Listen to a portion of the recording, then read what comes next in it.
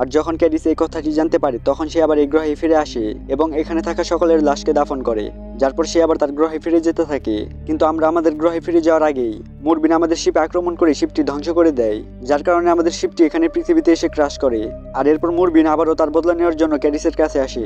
এবং ক্যাডিসেরও তার পরিবারের বদলা নেওয়ার ছিল। কিন্তু এবার মুরবিন যখনই তার উপর হামলা করার জন্য আসে তখন সে এসে তাদের পাতার ট্র্যাপে ফেসে যায়। আর যখনই সে তেলে পড়ে যায় তখন গ্রামের লোকেরা তীর দিয়ে সেখানে আগুন লাগিয়ে দেয়, যার কারণে এখানে অনেক বড় ব্লাস্ট হয় এবং আগুন চারদিকে ছড়িয়ে পড়ে, যার কারণে সবাই ভেবে নেয় মুরবিন হয়তো মারা গেছে। কিন্তু মুরবিন মারা যায় না, কারণ সে একটি চালাক জন্তু ছিল এবং সে অনেকগুলো মানুষকে একটি জায়গায় বন্দি করে রাখে এবং সে ওখানেই থাকতো। তার ওখানে মানুষকে বন্দি করে রাখার একটি উদ্দেশ্য ছিল, যাতে সে আরো তার মতো মুরবিন তৈরি করতে পারে এবং সে এটিতে সফল হয়, কারণ সে একটি মুরবিন তৈরি করে ফেলে যেটি এখানকার মানুষের উপর হামলা করে এবং সাথে অন্য মুরবিন আগুন থেকে বাইরে বেরিয়ে আসে এবং সে বাইরে আসার পরে মানুষের উপর হামলা করে এবং অনেকগুলো মানুষকে মেরে ফেলে, যেখানে এখানকার রাজা